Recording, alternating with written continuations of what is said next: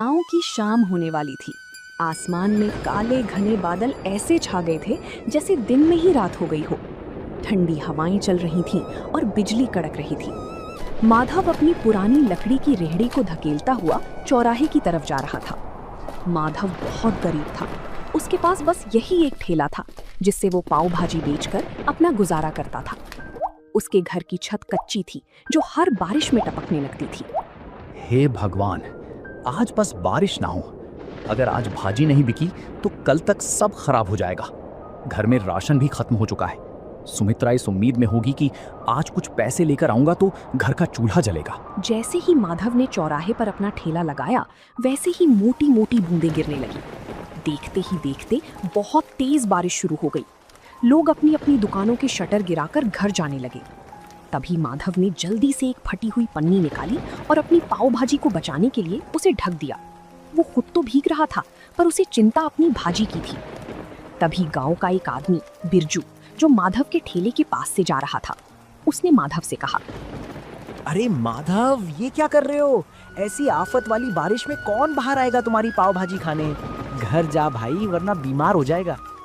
बिरजू भाई, गरीब को बीमारी से ज्यादा भूख का डर लगता है। आज दिन भर से 1 रुपए की भी बोहनी नहीं हुई है। अगर खाली हाथ घर गया तो सुमित्रा को क्या मुंह दिखाऊंगा। बारिश और भी तेज हो गई। वो एक पेड़ के नीचे खड़ा होकर बस आसमान की तरफ देखने लगा। उसकी आंखों में आंसू थे और दिल में डर। रात के 8 बज गए थे। बारिश थोड़ी धीमी हुई थी लेकिन हर तरफ सन्नाटा था।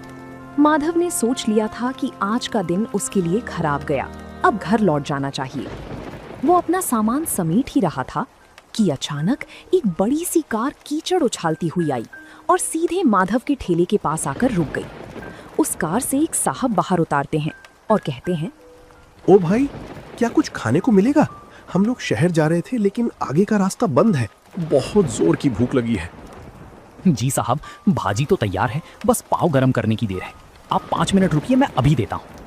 अरे भाई जल्दी करो, इस ठंड में कुछ गर्मा गर्म मिल जाए तो जान में जान आए। माधव के मुरझाए हुए चेहरे पर रौनक आ गई।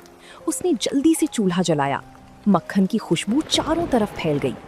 उसने तवे पर भाजी को अच्छे से मैश किया और पाव को मक्खन लगाकर लाल होने तक सेंका। गर्मा गर्म धुआं निकलती पाव भाजी देखकर उन मुसाफिरों की भूख और बढ़ गई। जिसके बाद माधव गर्मा गर्म पाव भाजी की प्लेट सजाकर साहब को देता है। लीजिए साहब, गर्मा गर्म पाव भाजी खाइए। जिसके बाद साहब जैसे ही पाव भाजी का एक निवाला खाते हैं तो माधव से कहते हैं, वाह भाई, क्या स्वाद है। हमने शहर के बड़े होटलों में खाया है पर ऐसी चटपटी भाजी कहीं नहीं मिली। तुमने तो कमाल कर दिया। सच में यार, इस बारिश में इसका स्वाद दुगना हो गया है। भाई 2 प्लेट और लगाओ। माधव की मेहनत रंग लाई। उन लोगों ने भर पेट खाना खाया। जब पैसे देने की बात आई तो साहब ने खुश होकर माधव को 2000 का नोट थमा दिया। साहब, ये तो बहुत ज्यादा है। मेरे पास तो छुट्टी भी नहीं है। रख लो भाई, इस मुसीबत में तुमने हमें खाना खिलाया, ये उसके लिए छोटा सा इनाम है। खुश रहो। गाड़ी वहां से चली गई। तभी माधव ने उस नोट को अपने सिर से लगाया और भगवान का शुक्रिया किया। वो जल्दी जल्दी अपना ठेला लेकर घर की तरफ भागा।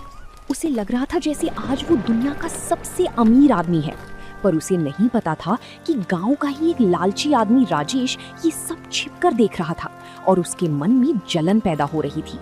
राजेश गांव में एक छोटी सी किराने की दुकान चलाता था, लेकिन उसका दिल बहुत छोटा था। जब उसने देखा कि कल रात माधव ने एक ही बार में 2000 रुपए कमा लिए तो उसके पेट में वो बात पच नहीं पाती।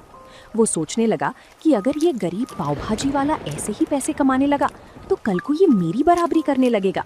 जिसके बाद उसने अपने चेले से कहा, देख रहा है कल्लू, कल तक जिसके पास नमक खरीदने के पैसे नहीं थे, आज उसके ठाठ देख। ये शहर वाले भी पागल है, कहीं भी रुककर कुछ भी खा लेते हैं।